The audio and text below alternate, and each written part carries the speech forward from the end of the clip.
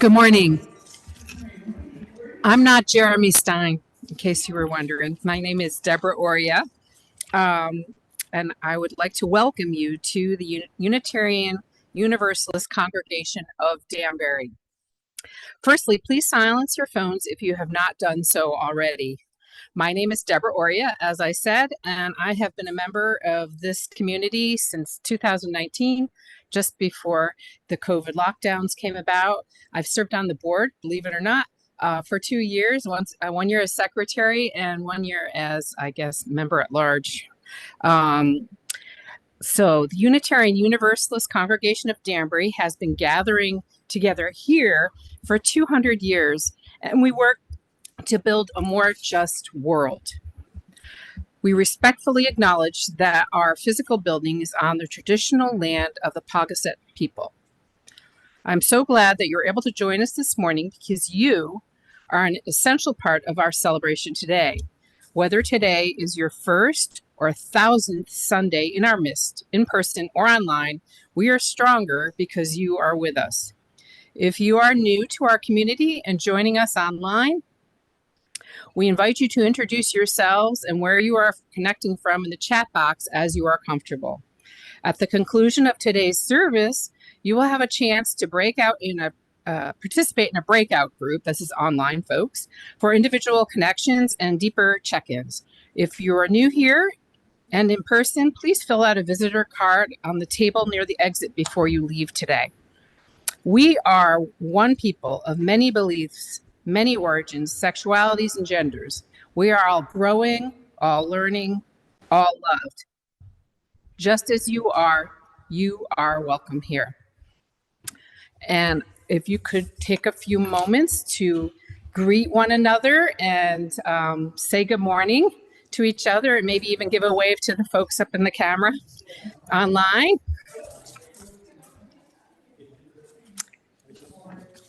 Thank you.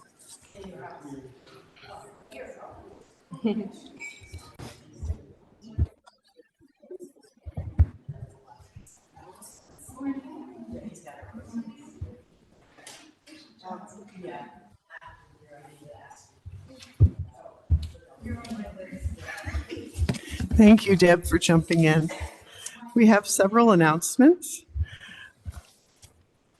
On Monday, May 29th, chair yoga. Oh, let's start at the beginning. Next Sunday, UUCD annual meeting on Sunday, the 4th of June. UU Congregation of Danbury will hold its annual meeting at Fellowship Hall at 11:30 next Sunday, June 4th. We will approve the budget for next year, elect officers for nominating committee and the Board of Trustees, and transact any other necessary business of our congregation. Other announcements? Oh, I'll put in an order for next Sunday's last concert of Music at the Ridge at 4 p.m. with Rod McDonald. And it's going to be an amazing concert. Ask Deborah, she knows. Okay. And then there will be a dedication of our little community library. Also on Sunday, June 4th. This is going to be a very busy day next Sunday. So hope that you will join us. Okay. Please join us in our hymn of welcome. We're not going to look at the book because it's only 3 lines, and Jerry's going to play the melody for us so that we can then look at the screen and not be looking with our noses in the book.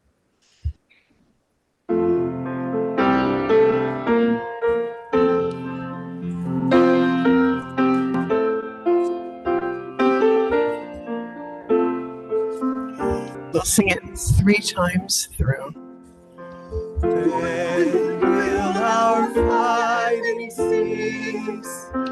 When will we live in peace? When our love breaks boundaries? When will our fighting cease? When will we live in peace? When our love breaks boundaries? When will our fighting cease? When will we live in peace? When our love breaks boundaries?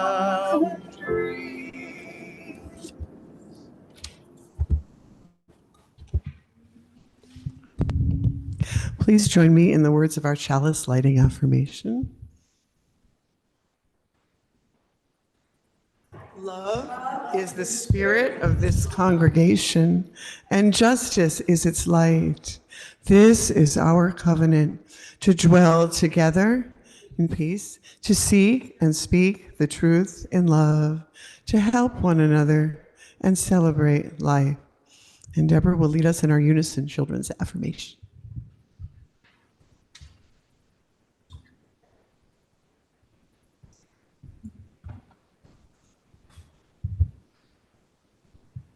Go ahead. We are Unitarian Universalists. We are people with open minds, loving hearts, and helping hands. We care for the earth and each other.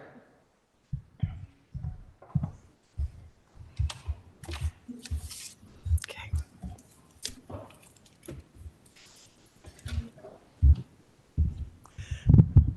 If there were any children here, I would invite them to come and sit in front of me. But the photos from this beautifully illustrated book will be on the screen. So nobody needs to come and sit beside me.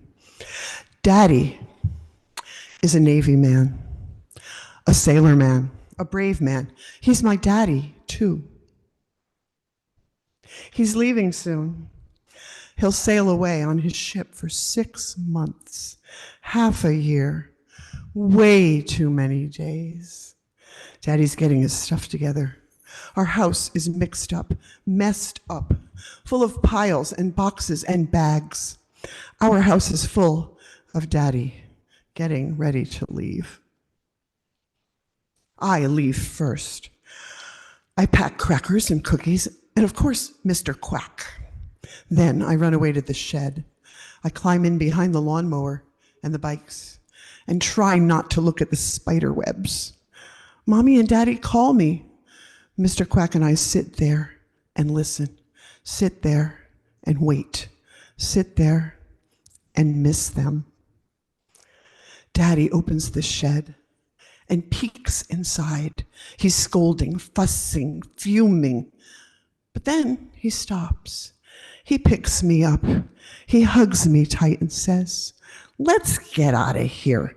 Let's go make a magnificent, amazing milkshake." We scoop, we pour, we mix it all up. We drink it outside. It's cold and creamy and full of strawberries. I shiver, but Daddy's arm is warm all around me. Daddy says, "Look at the mailbox. See that bright red flag on the side? The red flag goes up when you have something for me. Draw me a picture. Write me a letter. Anything. Anytime. Stick it in the mailbox, and I'll get it. It'll travel all the way out to the middle of the sea, all the way around the whole world. It'll come right to me. Whenever the flag is down, I'm thinking of you. Just keep your eye on the flag. Red flag."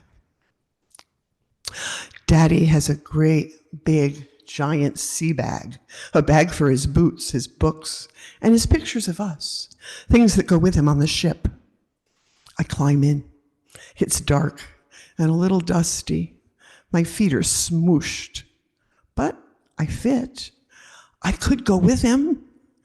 Mommy and Daddy laugh and take my picture, but they make me get out. Daddy and I go for a walk. We race to the end of the sidewalk. I win. Daddy says, "Look up at that sky. See those white clouds floating along? Whenever you miss me, look for clouds and know that I'm under the very same sky. Those clouds can float between us. Red flag, white clouds." Daddy's looking for his big black boots with the super long laces and super tough toes, searching for his boondocker boots that he needs when he's working on deck. Can't go without them. Can't sail away on the ship. Just can't leave without his boots, the boots that are under my pillow. Daddy looks in closets and under the beds. He looks upstairs and downstairs. He looks in the shed. He looks everywhere. Almost. His forehead is wrinkled. Daddy sits down and sighs. I climb on his lap. He looks into my eyes and says, "Do you know where my boots are?" I have to go get the boots. The great big boondocker boots go into the giant sea bag, right on top. His bag is full now, too full for me. Daddy and I go to the beach one last time before he leaves. It's cold, but it's never too cold for us. We run in and out of the water. Waves rush at my toes. Daddy swoops me up and out just before they hit. We stand in the water. Our feet sink into the wet, soupy sand. The waves try to pull us out to where the big ships sail. Daddy says, "Look at the ocean. See all the blue water? I'll be sailing in this same water. I won't be so far, just right across the ocean. Red flag, white clouds, blue ocean." On Daddy's last night, he tucks me in and hands me a flag. I have this same flag on my ship. Think of me whenever you see red, white, and blue. I hold the flag tight. It's the last thing I see before I fall asleep. The first thing I see in the morning. The big ship is waiting. One last kiss. One last hug. Daddy swings me around one more time. Flags are everywhere on t-shirts, on hats, in tight, sweaty palms. It's crowded. I wish Daddy would pick me up so I could see, but he's on the ship now. There's one long blast. Engines rumble, ropes fly, the water roars and swirls. We wave and blow kisses. The great big ship looks smaller and smaller, way too small to hold Daddy. We go home to our too quiet house. I draw pictures for Daddy, red strawberries, white ice cream, blue cups filled with magnificent, amazing milkshakes, red t-shirts, white houses, blue skies, Daddy and I racing down the sidewalk, red swimsuits, white foam, blue waves, Daddy and I at the beach. When my pictures are done, Mommy and I tuck them into envelopes, seal them up with kisses, and stick them in the mailbox. I pop up the bright red flag. I look at the sky. I wave to a white cloud floating by, floating off to my Daddy, out on his ship in the deep blue sea. Red, White, and Blue Goodbye by Sarah Wones-Tomp.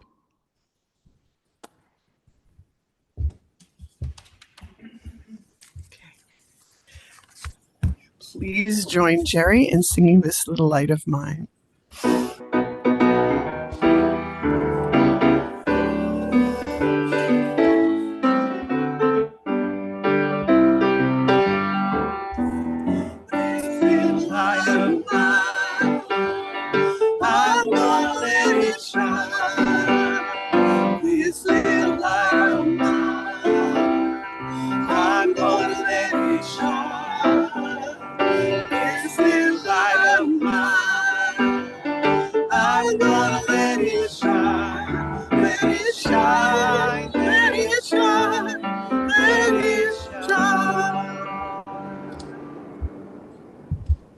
It's now time for our shared milestones.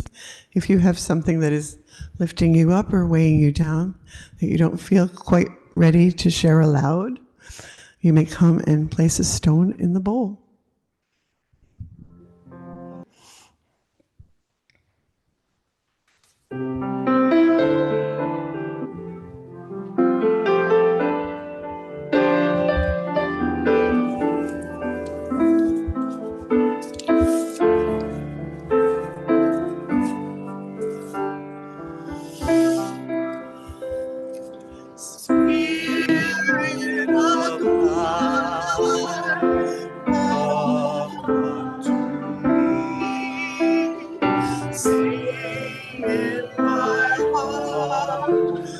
Stars of compassion, blowing the wind, rise in the sea, move in the hand, giving life shape of justice, whose holy globes wings set me free.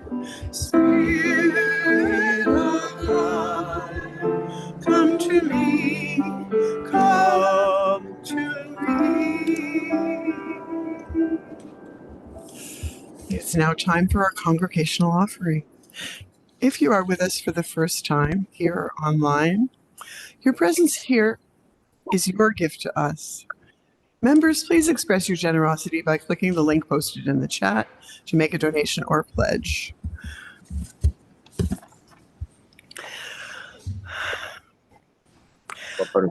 You may also mail a check to UCD at 24 Clapboard Ridge Road in Danbury. Thank you for doing your part to support and sustain this community we love. And if you are here in the fellowship hall, please give from your heart. To remember and honor our men and women of the United States military who gave their all, who gave their lives in service to the United States. These kinds of remembrances started in 1862. If you know your history, perhaps you'll understand that. And then finally, a formal Memorial Day was declared as a federal holiday in 71, again, You'll probably remember what was going on in 71, right? Some of you?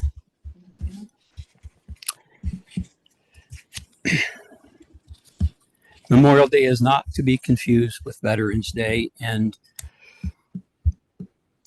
Memorial Day is a day of remembering those who died while serving. We, specifically Joe, Nancy, and myself, we've chosen to offer an extended honoring of the life of one member of this congregation who walked here among us. True, he didn't lose his life in battle, so we're compromising a little bit on the idea. But he lost part of himself in Iraq. Last year, he died at the age of 53. So we are here to honor his life as someone prepared to give all, almost gave all on the battlefield, and as someone who excelled in his remaining life as a veteran.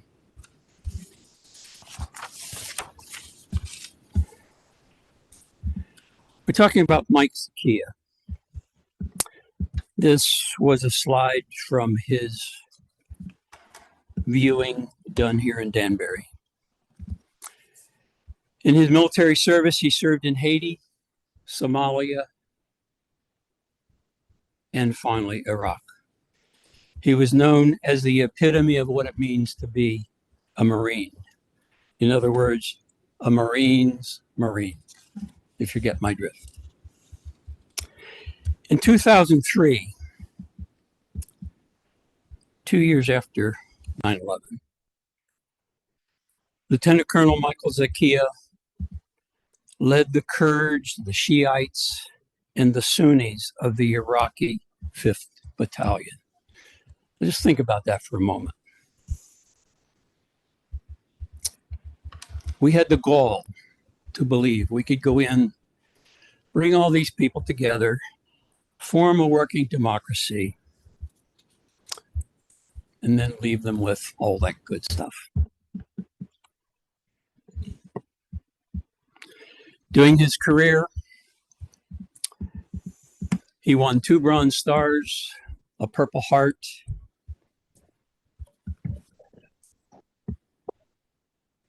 and Iraqi's Order of the Lion of Babylon. It was given to him by the top leader of Iraq at the time. He was reported to be the only military officer who received this award. Later, after his retirement and healing, he served as a veteran advocate with votevets.org and elsewhere. He's appeared widely as a public speaker in several documentaries and on NPR and other major news outlets. After his recovery, he authored this book, The Ragged Edge. Joe and I have copies. I think we'd be happy to lend a copy if you'd like to read it. He describes his experiences day to day, the war in Iraq, and trying to lead very different groups of people.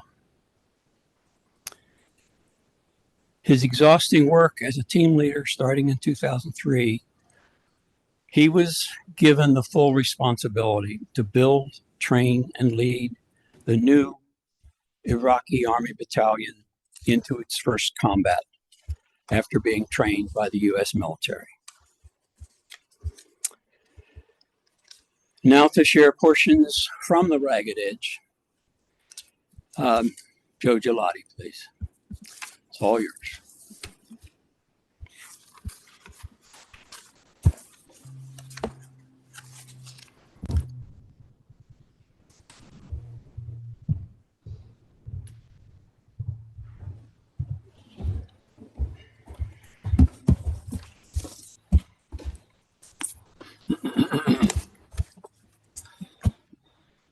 Good morning, everybody.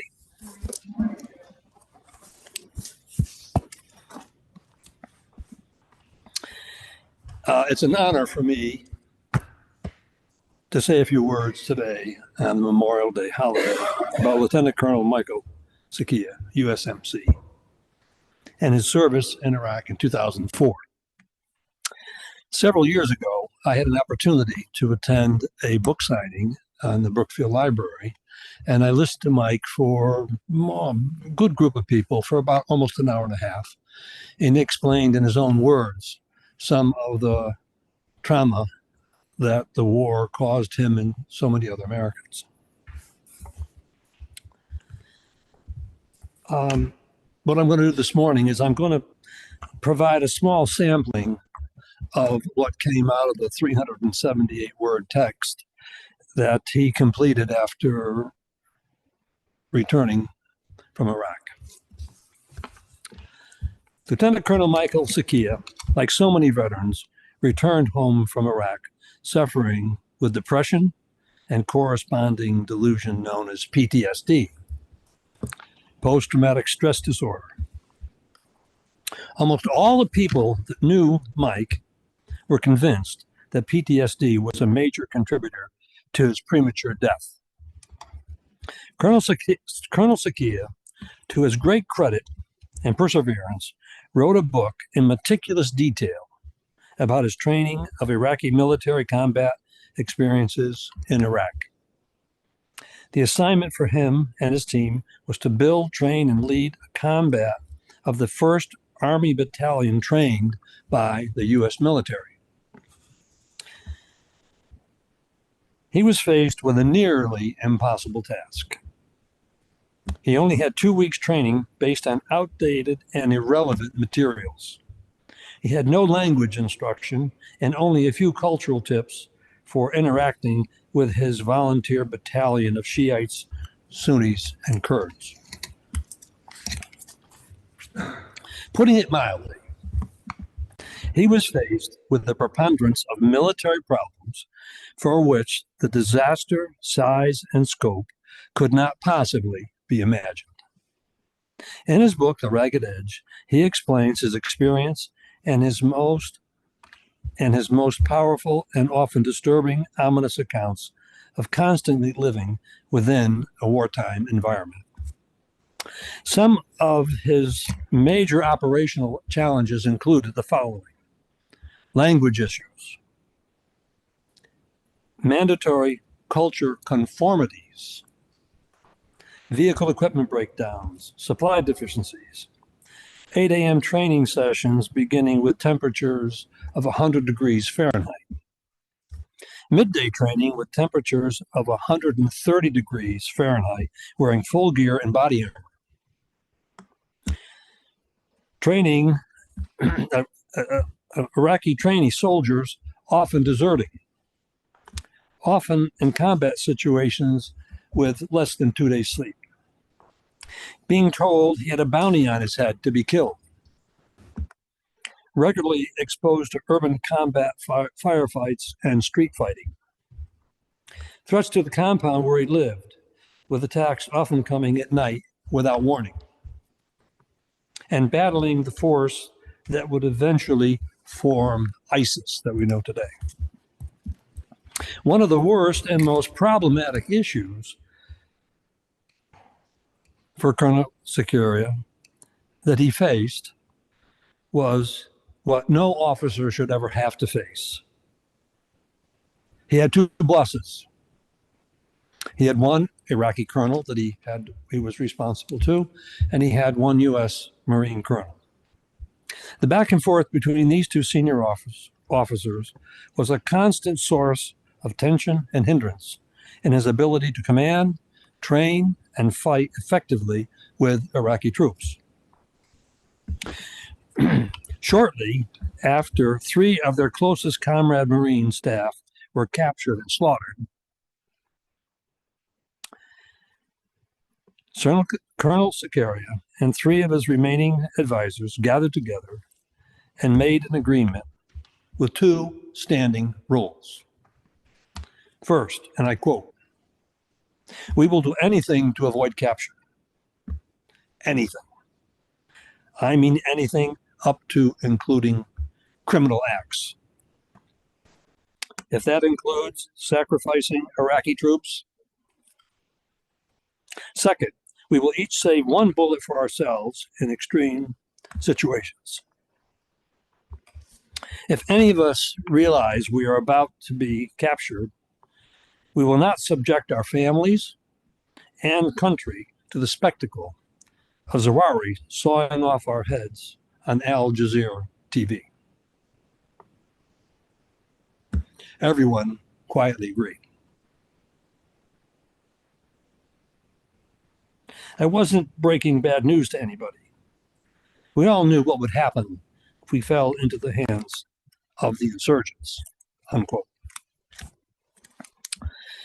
Colonel Sakia and his men were traveling in a 40-vehicle convoy when they experienced a full attack. Fighting was intense. In due time, with radios out, Colonel Sakaria worked his way to the rear position of the convoy to assess the damage. At that location, he had only one Iraqi soldier he could totally count on, who was his constant right-hand man and friend. Honest, trustworthy, excellent with English. He served as his bodyguard, a person he felt very close to, a person he could confide in.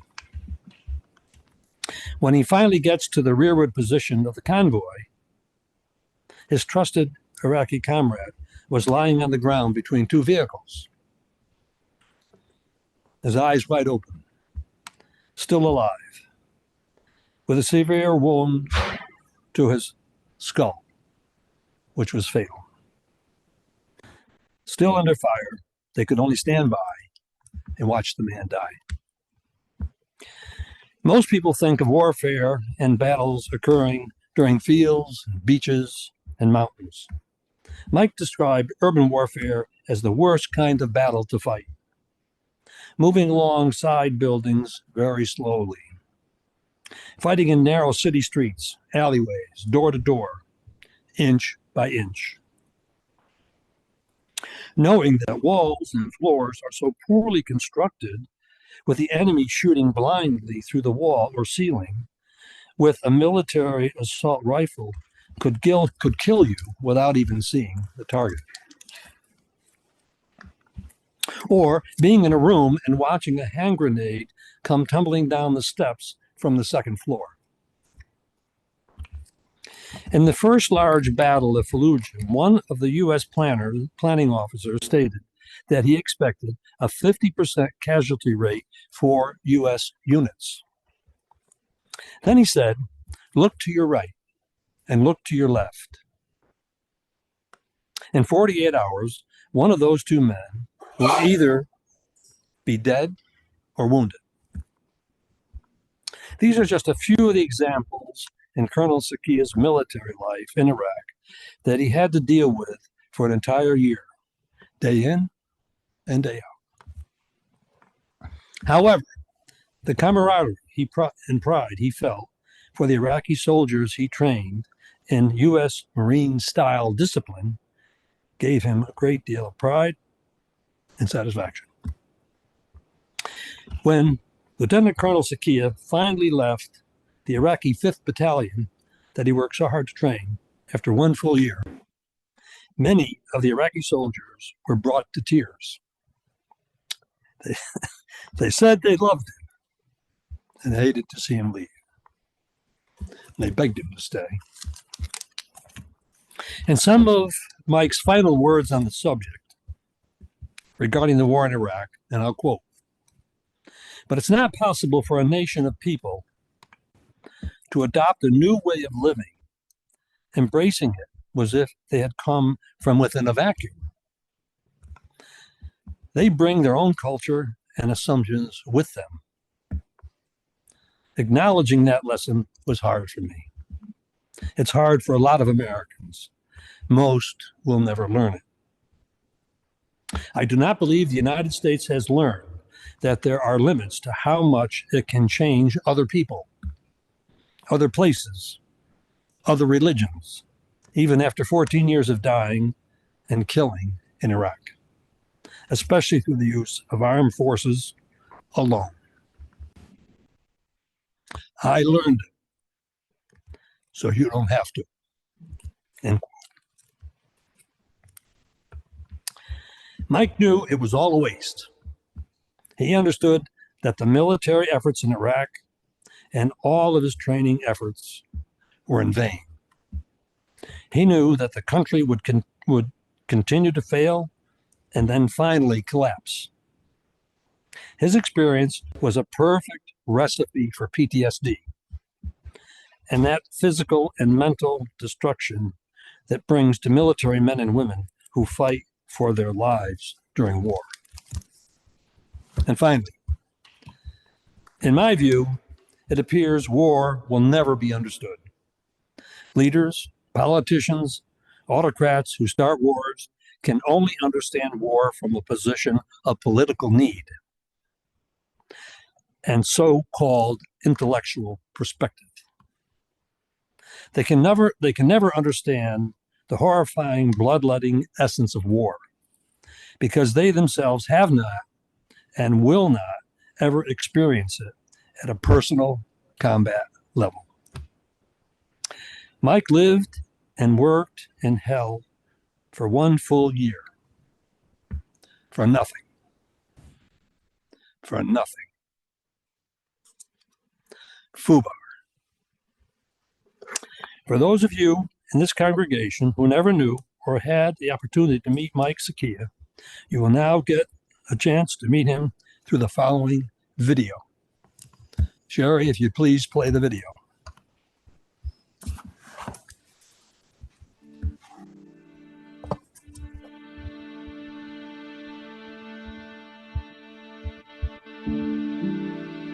Greek tragedies, they're all about homecoming from war. And they're tragedies because there are no happy homecomings from war. The American narrative of war is that it's a just war, it's a righteous war, and everybody goes home and lives happily ever after, and that's not the truth. The truth is something else, and something much darker, and you have to deal with that in order to get on with the rest of your life. I enlisted in the Marine Corps 2 weeks after my 17th birthday. I was actually stationed in New York City on 9/11. That changed everything. Got deployed to Iraq in 2004, and I was the first U.S. military advisor to train and lead in combat an Iraqi Army battalion. I tried to meet them where they were in their own cultural terms. I built very profound friendships with the Iraqis, and I'm very, very aware that the relationships I built saved my life.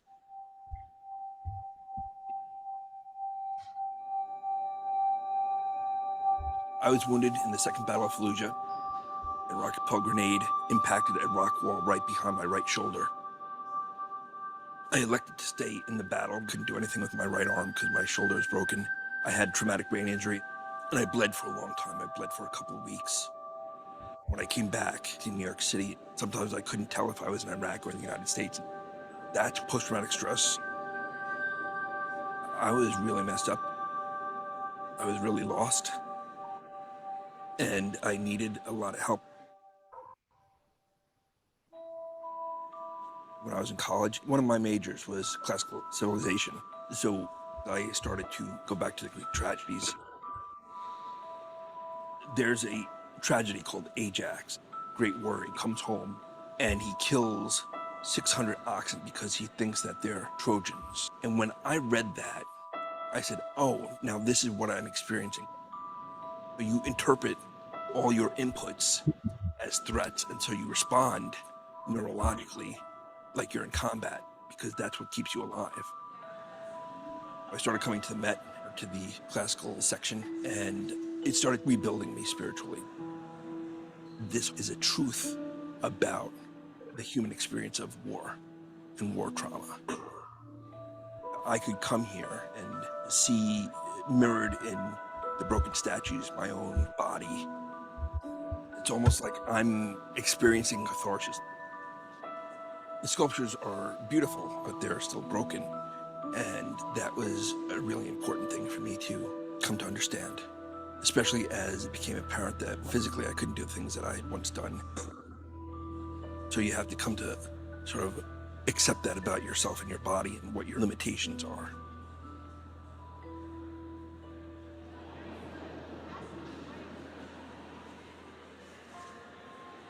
I have a young son. He is 8. I've taken him to the museum, and it's opening up a world for him. He's aware that people lived 2,000 years ago, and that they had lives, and that they had hopes and dreams. So it's creating, I think, an empathy beyond his years. I believe in what the Greeks would have recognized as singing the war. This generation of wars has not been sung in order for not just individual veterans to heal, but our nation to heal from the trauma of war. I think that not just my story, but all these other stories of men and women who have served in Iraq, of their spouses who got left behind, create this whole epic story.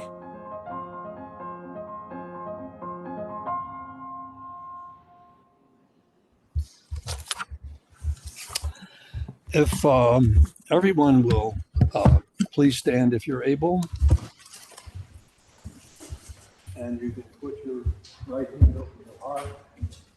Carl will be coming in with the flag. We're going to play taps. And I'm going to ask you to remain standing until Carl leaves the room.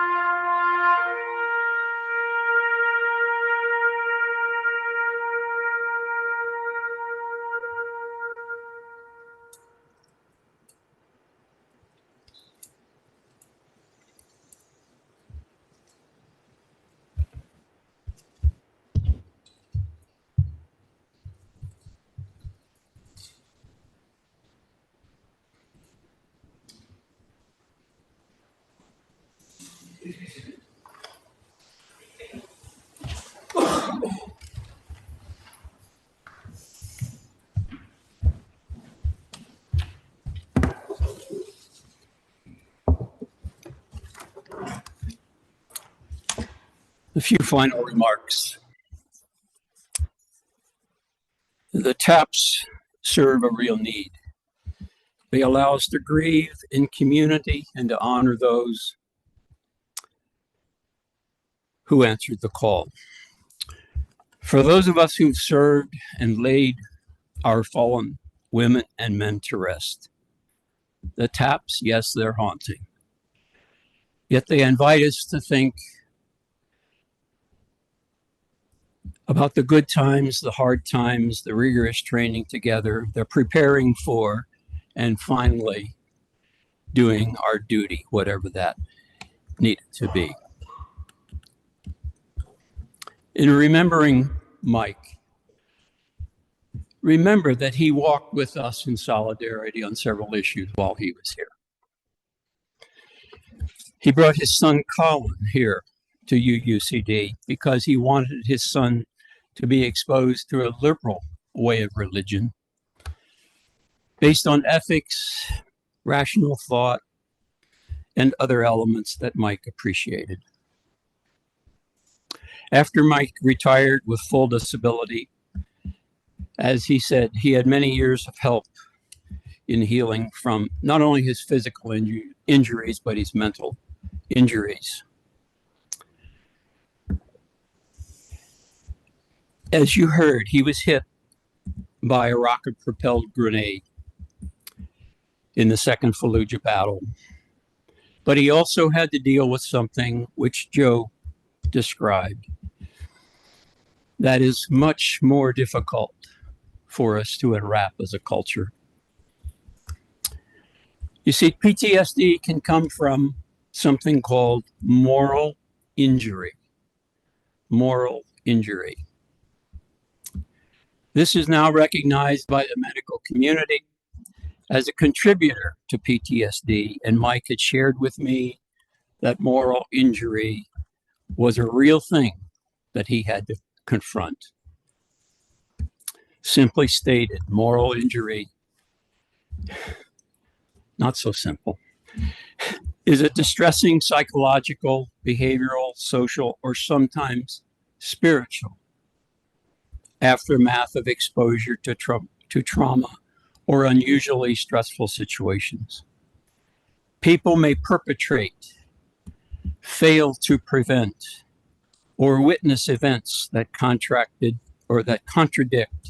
their deeply held beliefs and expectations. Moral injury can occur in response to acting or witnessing behaviors that are against an individual's values and moral beliefs. And it's not alone that service members experience this. Our police forces, other security services experience the same kind of thing on occasion. Indeed, anybody growing up in trauma can experience moral injury, because if their church teaches them one thing and their life teaches them another, built-in conflict, it messes with the brain.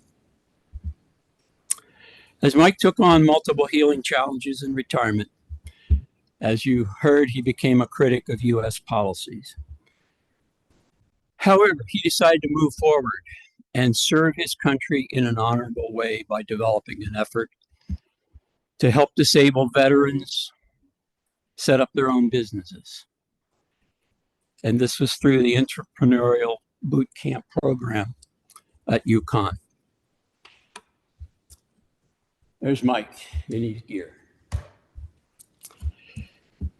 In a story in UConn today, Megan Williams, who is a university specialist assigned to work with Mike, said his compassion was unbelievably remarkable.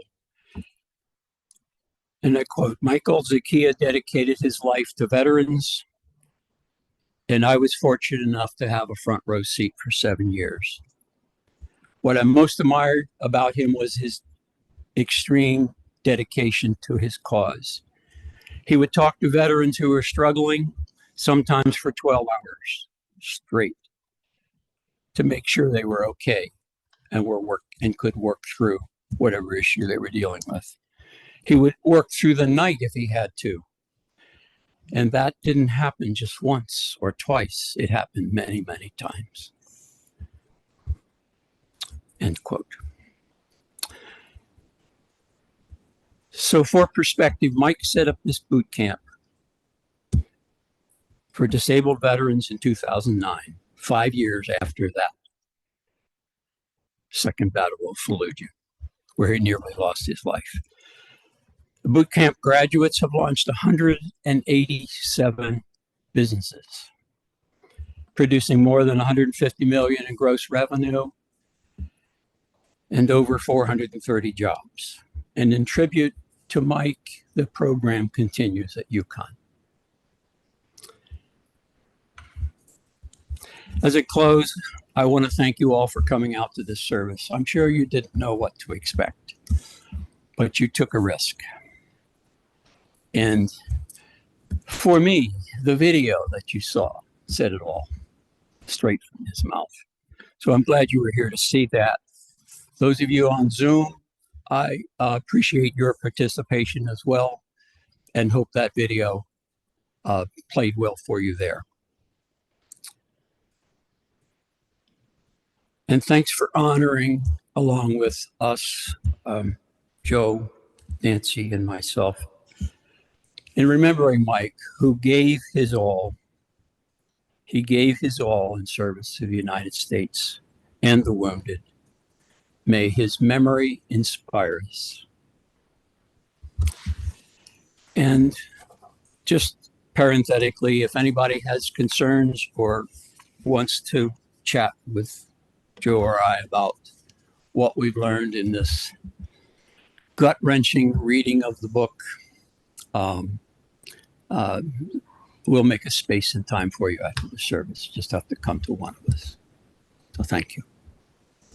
In the words for extinguishing our chalice, we extinguish this flame, but not the light of truth, the warmth of community, or the fire of commitment. These we carry in our hearts and out into the world until we are together again.